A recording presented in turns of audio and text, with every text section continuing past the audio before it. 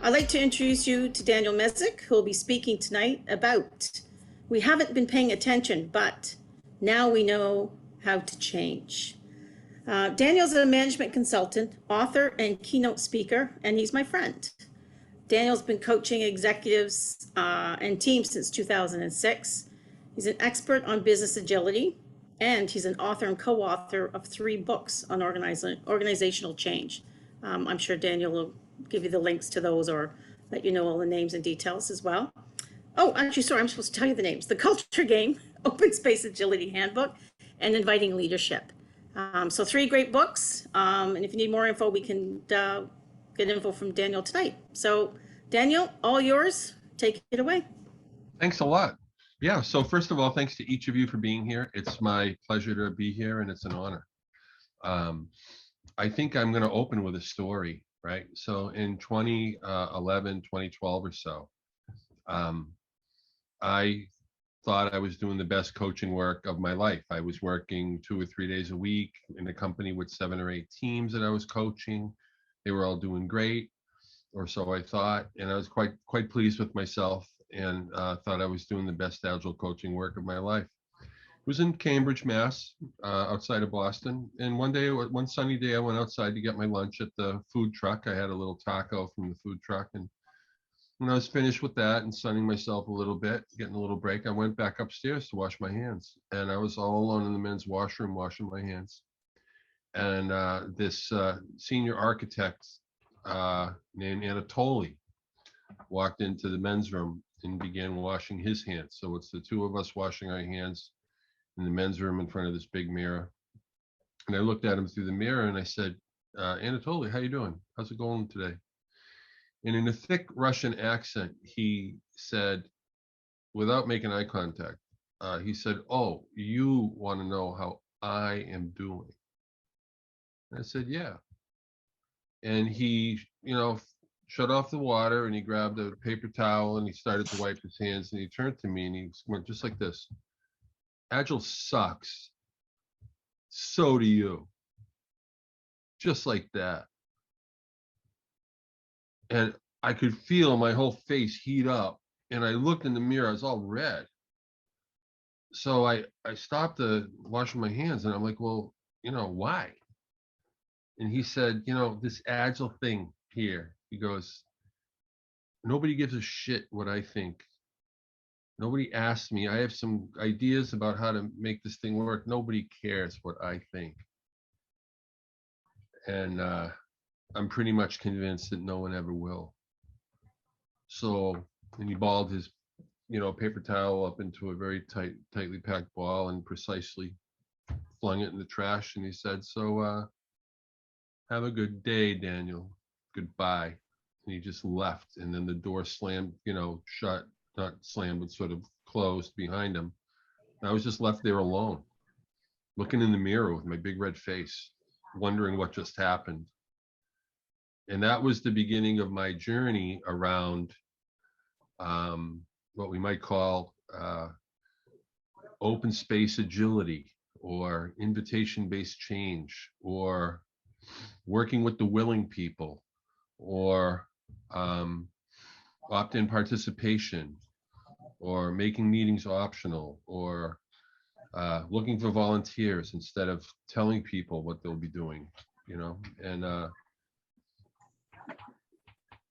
in that same organization, I ended my engagement with an open space meeting event. And open space meeting events have a lot of people in them. They're big. People sit in a circle. Here's what that circle looks like before the people arrive. Right? Here's what the small sessions look like when people are in an open space meeting. The sessions get peppy and lively. Here's a session with about 100 people in an open space meeting. Open space meetings are invitational. You don't have to go to them if you don't want to. They're attractive. The attractor is the theme. You need a theme that's hot, that a lot of people care about. If the theme isn't hot, don't do open space. That's not going to work. So I began my journey of this open space stuff, ending that engagement in an open space meeting. It went really, really well. And I realized I should have opened my coaching engagement in open space. And then I went and began to create something called Open Space Agility.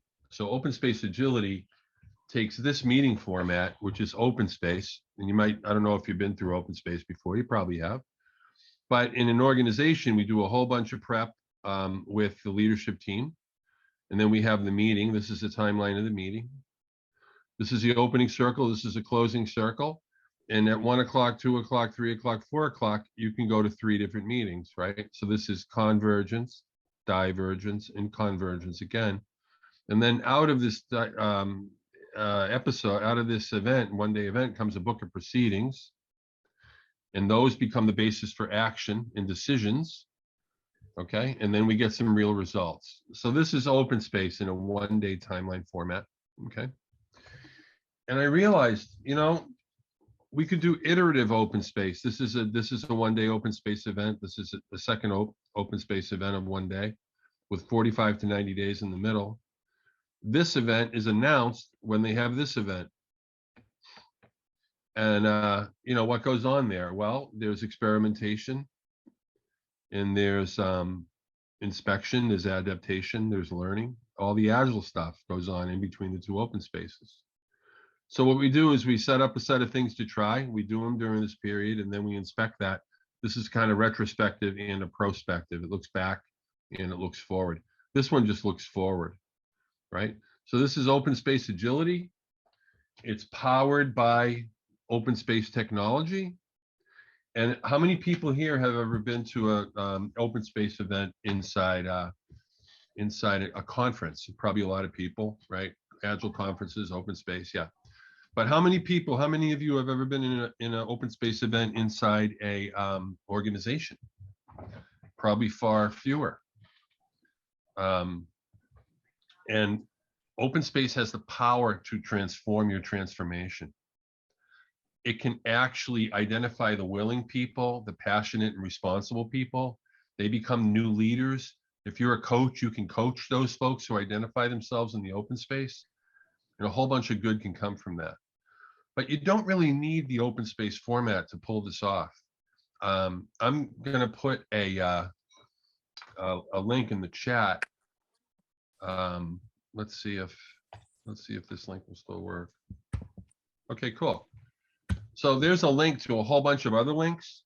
So that's a link to a PDF full of links that you can click and see the same pictures I showed you. You can use those. And there's other resources in there for you. There's a video of a guy named Eddie Wilkinson, and he basically opened up his Agile transformation without the use of open space, but very much in the open space spirit. So you don't need the meeting format as much as you need to coach leaders in the idea that people do what they're willing to do. You can't make people do great work unless they want to. You can't make them use Agile practices unless they want to. And the best way to start is to find a bunch of people who want to do this and go do it with them. Make them subject to something, like there will be training, there will be coaching. I often say, half jokingly, oh, another important thing that you have to agree to is that during the pilot period, everything I say is true. A lot of people laugh at me when I say that. This is supposed to be actually a good time. You're supposed to get a few laughs in sideways as well. So basically, iterative open space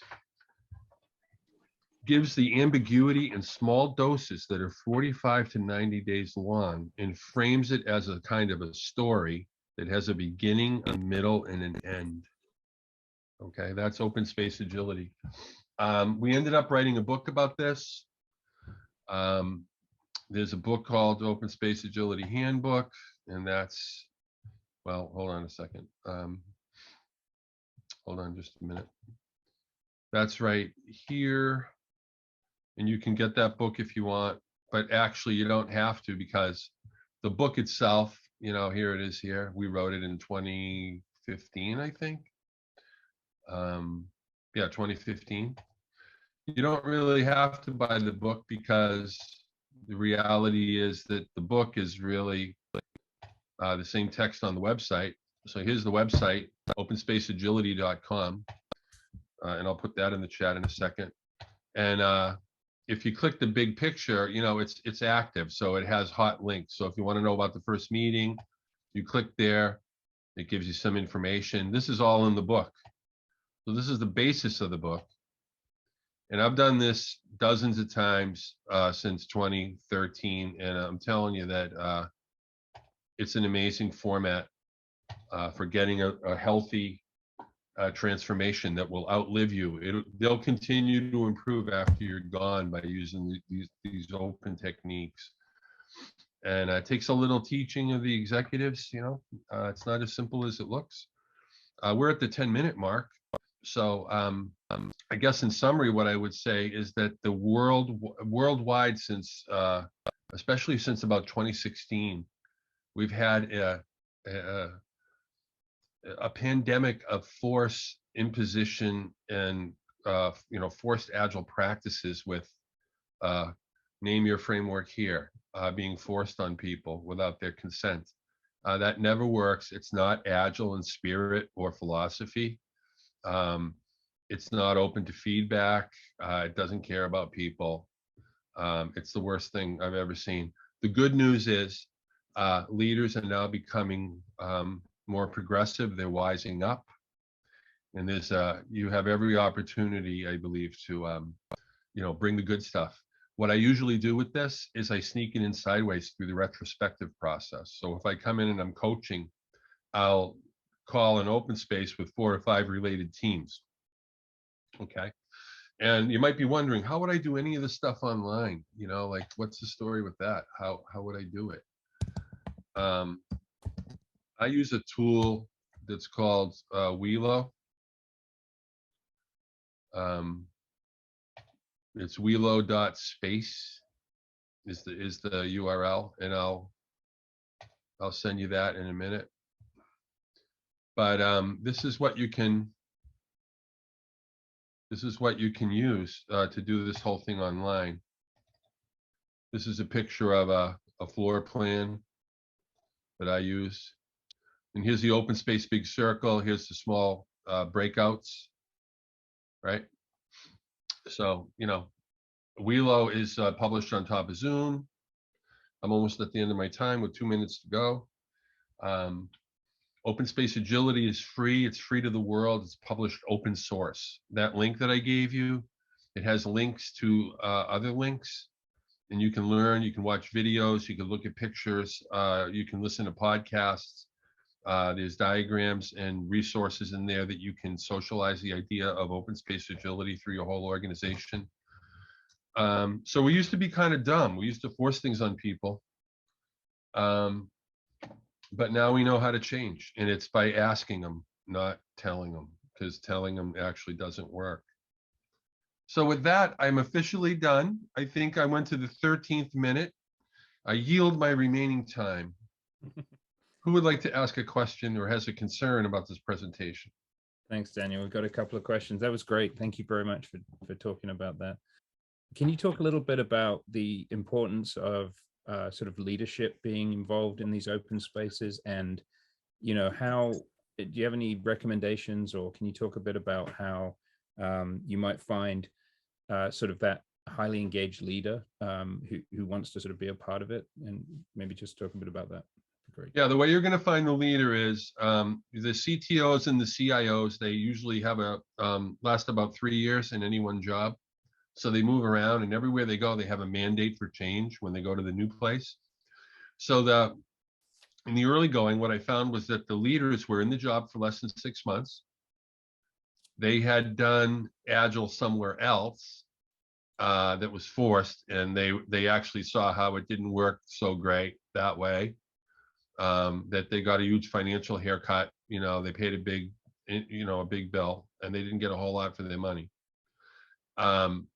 So if they're in the job for less than 6 months and they've done Agile 1 or 2 times somewhere else, those are the ones that are already convinced that this approach is going to work. And that's how you find your leaders. The other thing you can do is you can introduce them to open space in your own, through coaching. So for example, there's a video in the document that I gave you about a guy named Jake O'Leary from a company called Nuance, which was just purchased by Microsoft. And he actually, he had an employee who explained open space to him, and that employee facilitated a 30-person open space with the entire leadership team, and they solved an intractable problem in 3 hours that was taking them months to resolve. And that's when Jake was like, wow, what is this? Like, can we scale this? And we're like, yeah, that's what it's for. And he's like, oh, I definitely want to use this for my culture program. He's on a cultural change program, advancing 10 core values. We did 8 open spaces around the world for that company. So that's another way, is by introducing them to open space to solve a problem, and they experience it for themselves, and then they can see, okay, right. And they get it. They don't have to get it out of a book. That's a cool idea. I mean, one of the concepts of open space is whoever shows up are the right people, right? But does that necessarily apply to sort of the leadership who are sponsoring this change in the organization? Or... It totally does. Yeah. And one of the, I have a client now that we've talked for, several months before we engaged completely. And that's because I had certain things that I wanted to make sure they were willing to agree to. And of course, they wanted to check me and to make sure I was a good fit for their company. But one of the things that I wanted to do, I told them is that, listen, I want to work with the willing people in waves. I don't want to do a big bang thing. That's never worked. I've never seen that work. So I'd like to do like 4 teams, and then 8, and then maybe 10 or 16 or something like this. And we'll do it with the willing teams. They'll self-select. Right. Okay. So that's how you find the willing leaders, is by asking them if they're willing to do that, and see if they understand what you're talking about. And if they don't, then maybe you're not the right coach for them right now. Maybe you'll be the right coach for them in 1.5 years after they go through the deforming experience of failing again. Interesting. Do you have, have you had like a lot of success? You mentioned you can bring in, a small group to solve a specific problem, but in terms of introducing open space concepts to people who aren't familiar, especially in an enterprise setting, has that been like challenging at all? And, how to get people involved who aren't necessarily in that willing early adopter group? Trish was asking about that. You can bring them to it a little bit at a time. So for example, if a leader trusts you, and of course that's a function of, how you show up and what you do and don't do, then you can ask them to go on a learning experience. So if you start with a small learning experience, like, hey, would you watch this video or read this book or listen to this podcast? And then we have a great conversation about that, and there's some learning that takes place that's immediately applied. They're more likely to believe you the next time you ask them, to do something else.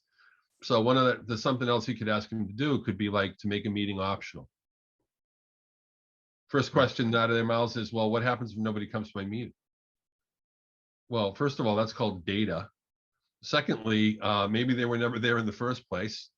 Thirdly, some people will come to the meeting. They'll be the ones who really care. And the ones who don't come, maybe they had something better to do. Don't you trust them to use their time to the best advantage of the company, So we have that conversation, and then they have a big aha and a big wow experience about the optional meeting.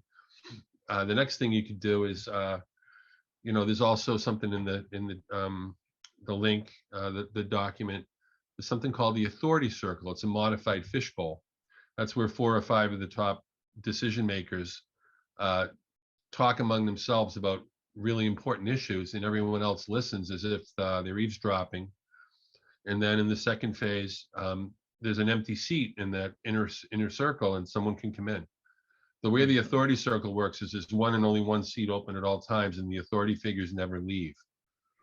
So it's kind of a scary place to go, that empty seat, because the big bosses are there, and you might get damaged or go out in a body bag or something, because that's where authority sits.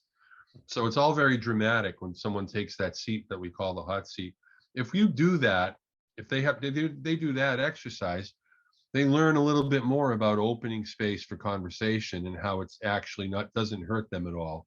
It actually enhances their prestige to arrange such events and to execute on them and deliver them.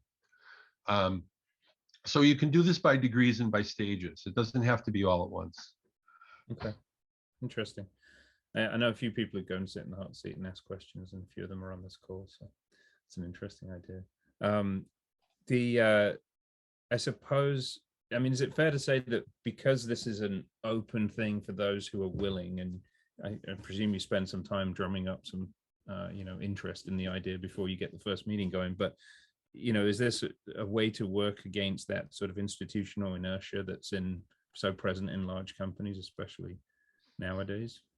Sure, I would encourage people to listen to the Eddie Wilkinson video, a guy from Bendix, a huge conglomerate.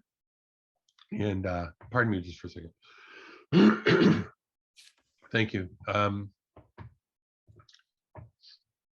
Without passion, nobody cares.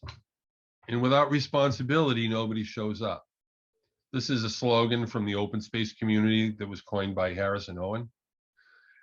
You're going to identify the passionate and responsible people by asking them to go somewhere or do something, right? So Eddie Wilkinson, in other words, to invite him, Eddie Wilkinson implemented Scrum at Scale, and during their executive action team meeting, which is, top decision makers remove impediments in that meeting, he started inviting observers. So anyone who wanted to observe the executives working could come and watch.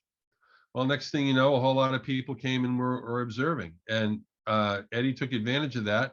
And when hard to remove impediments showed up in this meeting, he would ask who would be willing to work on that. And we'll set aside some of your time, we'll make it work. And the passionate and responsible people showed up and started volunteering to do this impediment removal. It's all in the video. We also have a meetup coming up on the 24th of February, Agile Boston. You can find it at agileboston.org. You can also find it, if you track me down on LinkedIn, you can find it there. And Eddie will be at the event on the 24th, telling his story of how he did this. And you could prepare by watching a short 2 or 3 minute video that will, explain it. So I hope that answer was okay. Yeah, that's great. Thank you. We got another question in the chat. Rose is interested to know if you get much of a different response between genders. So, do men tend to talk more than women in this sort of open setting, where? Well, to answer the question, are there any differences in gender? I just want to say yes, just to let the record show. Secondly, open space has a way of encouraging the most introverted people to get up and say something. I was at one open space that I facilitated, and a very diminutive Asian woman went to the center of the circle, and she had a session, and she called in, and the microphone was kind of far away from her face, and nobody could hear her. And someone came in and put it a little closer. And then she said what the session was, and there was this gasp across the room. And then there was this clapping and this cheering as she put it on the wall. And there was so many people at that session. She had spoken for the group in her own quiet way, and they were astonished by what she said in the session that she called. So yeah, I mean, extroverts talk too much, right? They don't listen very much. Introverted people listen, and what they're listening for in open space is what's the session that hasn't been called that needs to get called. And when they don't hear it, they'll tend to go to the center of the circle and just call it. So is open space more extrovert friendly than introvert friendly? Yeah, probably. Are introverts excluded from open space? Absolutely not. I've seen a lot of astonishing things happen that were done by introverted people in open space. So I think there's a lot of mechanisms to make the space for those quiet people, and some of the rules about being able to leave sessions when you feel you want to, and not having to say things and so on, is supportive of people to travel. And and learn and go to whatever they want to without feeling, I guess, trapped. That's right. And I want to say one thing before we run out of time, and that is it's not open space that's a secret sauce, right? The open space meeting format is like some scaffolding that creates the conditions where people can be themselves, where they can do what they want to do when they want to do it, when they, based on their decisions. The secret sauce of open space is the fact that no one has to go to the meeting unless they want to. That makes the thing completely different. So is there anyone here who's been forced by their boss, their spouse, one of their friends to come to this meeting? Show of hands. Anybody? Okay, I didn't think so. And then all the people that don't have the camera on, did anyone force you to put your camera off? I don't think so. You chose to do that, right? So the most powerful force in the universe is opt-in participation.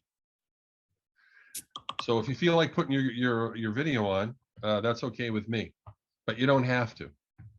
Right. You see what's going on there? So all of a sudden you're in charge, not me. This is what invitation does. So invitation puts the receiver in charge of what happens next. Sense of that's super powerful. Yeah, it's a great point. So I guess one sort of last question, we're kind of getting towards the end of our time here, and if people do have anything they'd like to ask, just post it in the chat. But one question I really wanted to ask you, you've done this for a few organizations now, right? So you've done this a few times. Oh yeah. Do you find there are sort of common topics that get brought up in the initial meetings and sort of across as you iterate through each open space and every 90-day, do you sort of see patterns there? Just out of curiosity. Yeah, usually what happens is in the first meeting there's all kinds of topics and it's very wide scope and there's a lot of participation. Second meeting there's less participation because people realize they don't have to go to it. Second meeting and third meeting, subsequent meetings, also they tend to have narrower focus of scope and of topics. So people, like in one organization, they wanted a product roadmap, and the product person didn't want to make a product roadmap, believe it or not. So what they did was they took advantage of the third open space to make the open space, make the focus of the open space the need for a roadmap and the virtue of road mapping and how wonderful life would be with a roadmap and when are we going to get one. And they got their roadmap, and they got a 3, 6, 9, and 12-month view of their roadmap. And the product guy eventually quit. And that all happened because people gamed the open space meeting because they knew how it went, right? So after you go to one of these meetings and you learn how it goes, the next thing you do is you conspire with your friends about how you're going to, kind of point the meeting in a certain direction, right? And that's what they did. This is called self-management, self-organization. It's actually what teams do constantly. So open space creates the conditions where that can actually happen. So just be aware your second, third meetings, it might not be as well attended, but they're going to be much more focused. The people that are there really want to be there. And the people in the closing circle in the second, third, and fourth open space events, those are your new leaders right there. Those are the people that are really in. Do the themes for the open spaces, you may have mentioned this, but do they come up like well before the open space, or are they decided on at the start of the open? Like, how do you know? No, the unconference and the bar camp are derivatives of open space, John. And they do have a sort of a pre-announcing, like online or something, what's gonna be brought up. But in a pure open space event, there's just a blank wall and a theme. People talk among themselves, but there's nothing formalized until that day comes. And where do the themes come from? That's what I'm curious about. Oh, the themes. Yeah. So the theme ideally is crowdsourced. So what you do is you ask the leader to get a cross section of the organization, invite them to a meeting to craft a theme, and then you would facilitate that and take them through maybe a 90-minute meeting where the theme is developed and everyone agrees on what it is. And a good open space theme usually ends with a question mark instead of a period, because a period kind of closes the space, where a question mark kind of opens space, right? Mhm. So there's no set rule there, but questions are better than sentences generally for theme expression. Once you're moving to your second, third, fourth meetings, would you use the end of the previous one to sort of, discuss the theme for the next one, or is that something you typically do outside of it? Well, the next one's not going to be 3 months away, right? So nobody knows actually what the theme is going to be. And one of the requirements of open space is you need a burning topic that a lot of people care about. So that's going to emerge, a month or two before the second meeting, because organizations always have things to work on. Mhm. Right. So when we get near the second open space, that the theme's going to express itself. The people will make sure that the theme expresses what the people care about. Yeah. And actually, we're doing a kind of meta here, right? We're inspecting not just the results of the business workflow, but we're inspecting the results of the improvement program. We're inspecting the inspection in a sense. So this is super powerful stuff that usually doesn't happen, right? So the idea that we're going to apply continuous improvement to the process of improvement is something that's kind of lacking in agile transformations. So open space creates a forum and the conditions where this can actually take place. Cool. Very good. Thank you. One last question we got posted here. This will probably be it for today. Oscar's asking, is there an open space certification that you recommend? There is, and I can put it in the chat if you want. It's not a certificate of anything except the fact that you paid the money and you attended the class and you were present the whole time, and you had a pulse at the time. And that's right here, and I can share the screen. It's this one. There's a class, Open Space in Organizations. Myself and others teach this, and this takes you all the way through. Do you mind sharing? Oh yeah. Oh, I didn't. Yeah. Oh Cool. yeah. Yeah. I'll share the link. Yeah, so you can see it. Very much. And here it is right Great. here. This class is a 12-hour class now and includes open space agility. So you actually get 2 certificates of completion with that class. You get an open space facilitator cert and also a certification in open space agility. So everything I've been talking about, you can go through formal training. It's a 12-hour class. Very cool. Daniel, thank you very much for doing this, going through this topic. It's fascinating and a great approach, I think, to organizational change, and something I'd love to see organizations doing more of, getting people that are interested and inviting people to be a part of the change. I think is a really powerful concept, like you said.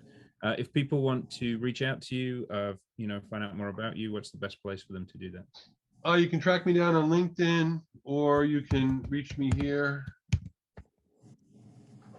Daniel at Improving Agility. Thank you very much. So there it is right there.